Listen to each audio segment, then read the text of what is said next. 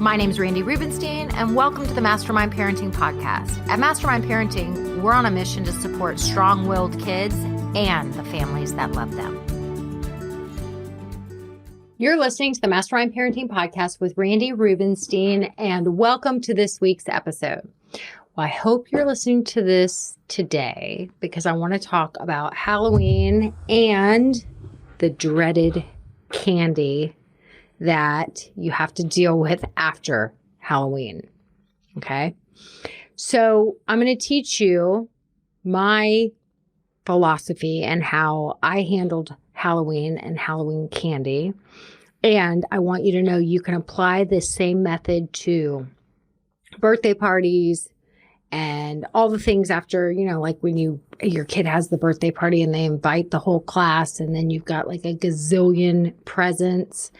How you handle that, but we're going to focus on Halloween and then you can apply it to lots of other areas. So I hope you're listening to this today on Halloween, and because it's going to be most effective when you set the plan, which is really establishing the boundaries, right? Before Halloween has actually happened. When you try to set a boundary, like after it's happened or when you're in the thick of it and it's very relevant, like it's a relevant situation, it's going to be more inclined to become a power struggle. It doesn't mean that you can't. You still can. It's just, I think, the easiest way to set a boundary and for your kids to be clear on what the boundary is. Now, it doesn't mean that they're not going to test it, but they're going to be clear on what the boundary is before it's actually relevant. So when you have the conversation today about our plan for Halloween candy after Halloween, right? After you've gone trick-or-treating and the days and weeks ahead, right? So they're all excited about Halloween. All they're thinking about is their costume and trick-or-treating and their actual Halloween plan. They're not thinking about once trick-or-treating and all the fun has stopped and now they're just left with gobs and gobs of candy. They're not thinking about that right now. So it's not really relevant yet. And you might be thinking, how can it not be relevant? Like they know this is not their first Halloween, but kids live in the present moment. They're just thinking about this thing right now.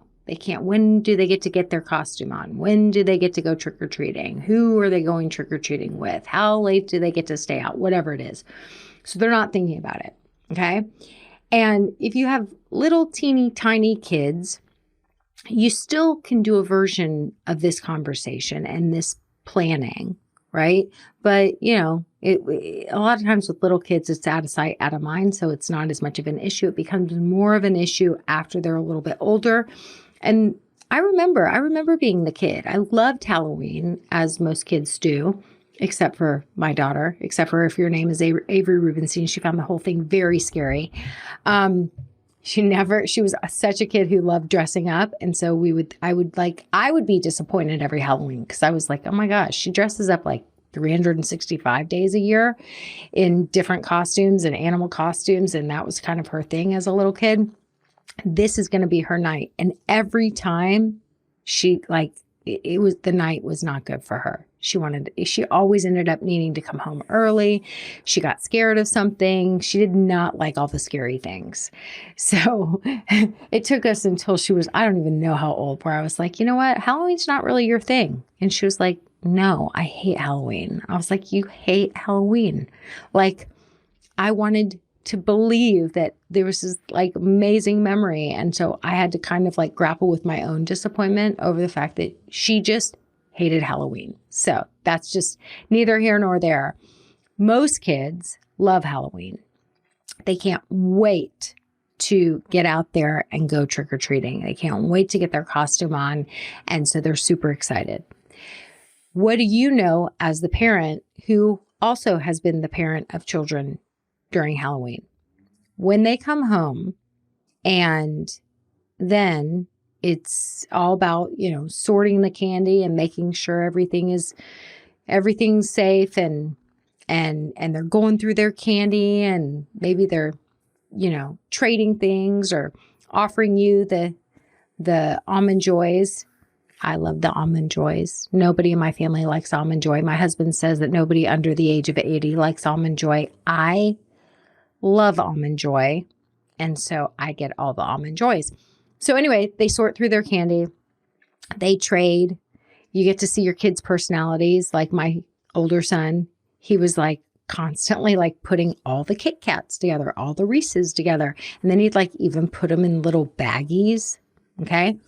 So you might have a kid that's super organized. So they worked hard for all this candy. Now, what's going to happen the night of Halloween? They're going to sort the candy. How much candy are you going to let them eat? Right? So some families might be like, well, it's a free-for-all. It's Halloween. I don't care. And in my family, just based on their ages, once they got a little older, they weren't going to like eat. They weren't going to eat until they had stomach aches. My kids weren't. It really just depends on your kids. You just have to decide on what's your rule for the night of Halloween. When they're really little, it might be, and you can choose 5 pieces of candy, and you can eat 5 pieces of candy Halloween night. And then what's your plan for after Halloween? Where does the candy live? Where does it stay? I made these mistakes. My Halloween plan was iterated over many years, mostly because we'd be like, damn, we forgot that detail. So your kids are going to want to keep their Halloween candy in their room. So where does the Halloween candy live? Does it stay in the kitchen? Does it stay with you? Are you the one who's in charge of the Halloween candy after Halloween? Like, you keep the bags. When do they get to have Halloween candy? So for the first, week after Halloween, how many pieces of candy do you guys think make sense? Right? Because look, we know you just worked hard on Halloween and you're going to want to eat this candy, and we can't have you eating gobs and gobs of candy for weeks on end after Halloween. It's not healthy. So let's talk about it. Let's have our Halloween fun. We're going to eat, how many pieces of candy are we going to eat the night of Halloween? What makes sense? Right? And if this feels too micromanagey for you, that's fine. You might just be like, whatever, I'm going to let my kids eat as much candy as they want to Halloween night. That's fine. You know your kids. And if you feel like your kids are the kind of kids that like are going to get like terrible stomach aches, the truth of the matter is you kind of could let them get terrible stomach aches, and then that's what we call natural consequence. And then they remember, like the next year, you're like, okay, so we're going to have a plan. We probably did it that way because I can't imagine really micromanaging how many pieces of candy they could eat, because that's just not really the way I roll. But I have a feeling somebody got a stomach ache at some point. And so then the next year I was probably like, okay, so there were stomach aches. Stomach aches were had last year. So let's talk about how many pieces of candy make sense so that you guys end the night in a great way, because Halloween's fun and it's not very fun to end the night with a stomach ache. So how many pieces make sense? When you ask your kids what and how questions, this is really part of my productive conversation, that gives them agency over solving the problem. So now all of a sudden, instead of being the super controlling parent who's micromanaging how many pieces of candy they can have, like, you're putting it back on them. It's a collaborative process. We're coming up with this plan together. How many pieces of candy? They're like, I don't know. You're like, I don't know, like, would 3 be? What do you think about 3? I mean, I always start low with my negotiation, and they're like, I'd be like, 4? And if they still look at me, I'm like, okay, 5. But really, in my mind, all along, I knew I was going to let them have 5 pieces of candy, but I act like they really talked me into something big. So decide how many pieces of candy you're going to let them have, if that's your deal, the night of, or decide that it's a free-for-all. Night of Halloween, it's a free-for-all, guys. That might be your choice. And then let's talk about how many pieces of candy and for how long and where the candy lives. It's too hard to keep. Well, it's my candy. I want it in my room. I hear you. And candy's delicious. And you're a little kid.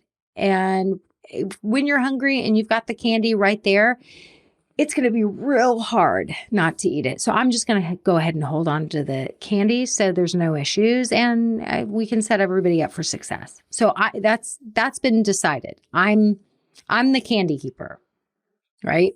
Now, if you're the candy keeper and you're like me, then you'll be sneaking your kids' candy and eating it. And then my kids are like, Mom, have you been eating my candy? Where's all my Reese's? Because it's not about the Almond Joys because they already gave me the Almond Joys. They're like, where's the Reese's? I don't understand. Where's the $10,000 bar? Was that what it's called? Or the 1,000? I don't even remember. That one that's so freaking delicious that you don't get very many of. They're like, I know I had 2 of those and there's only 1 left. Mom, did you eat it? I'm like, they're like, Mom, stop eating all my candy. So anyway, I'm the candy keeper. So there's the boundary.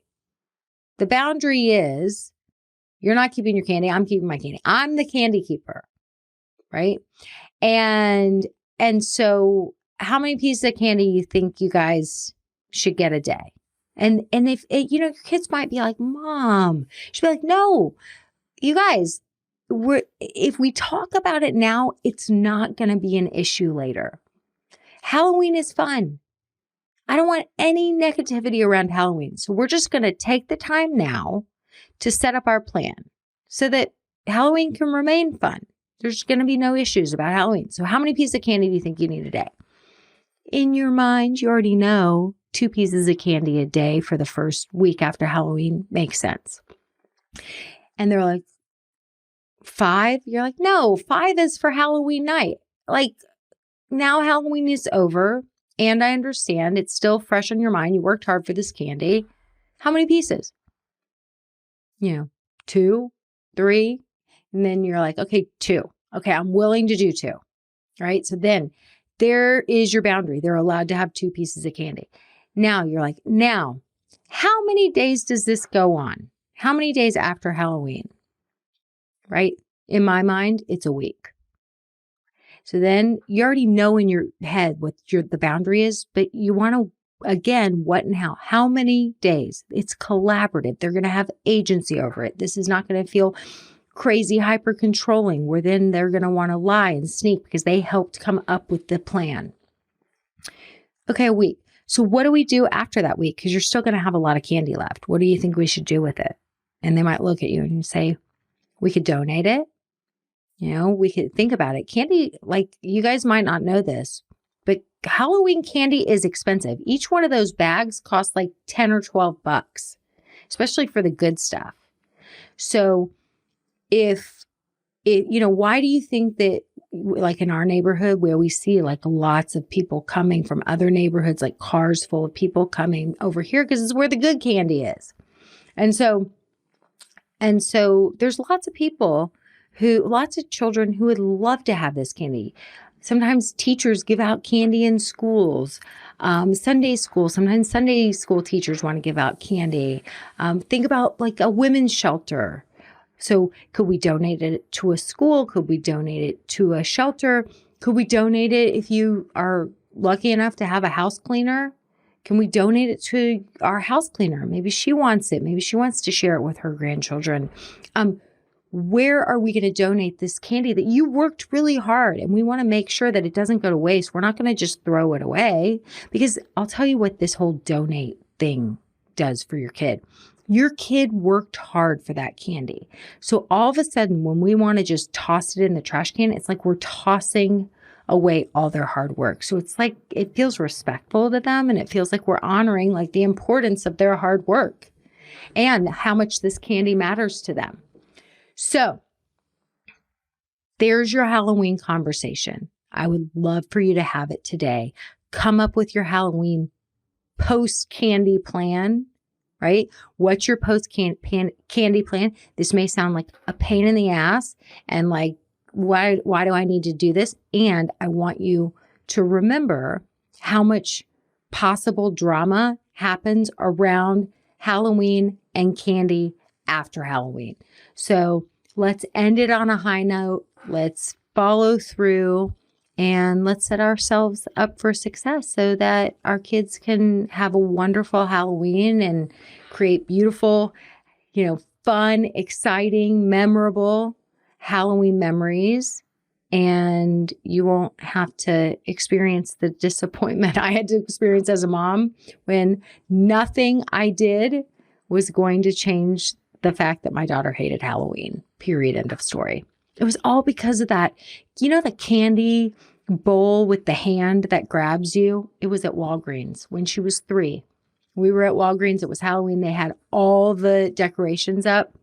And I don't remember who told her to put her hand in that candy bowl, and that hand grabbed her. And I'm telling you, that traumatized her forevermore.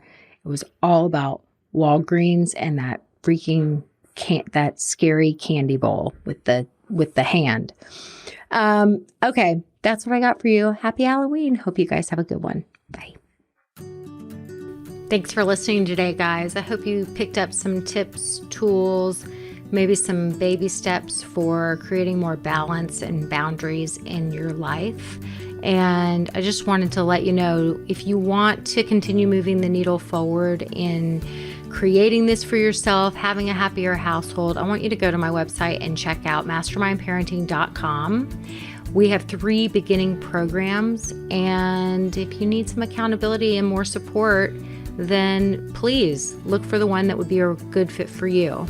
And as always, we're on all the social channels under Mastermind Parenting. On Instagram, it's mastermind_parenting.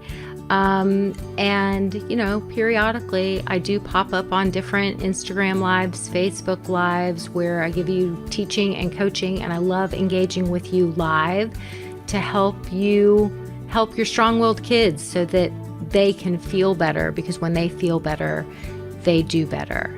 And I love, love, love getting to know you guys. So thanks for listening. If you like this podcast, please don't forget to subscribe, rate, and review. Super, super appreciative.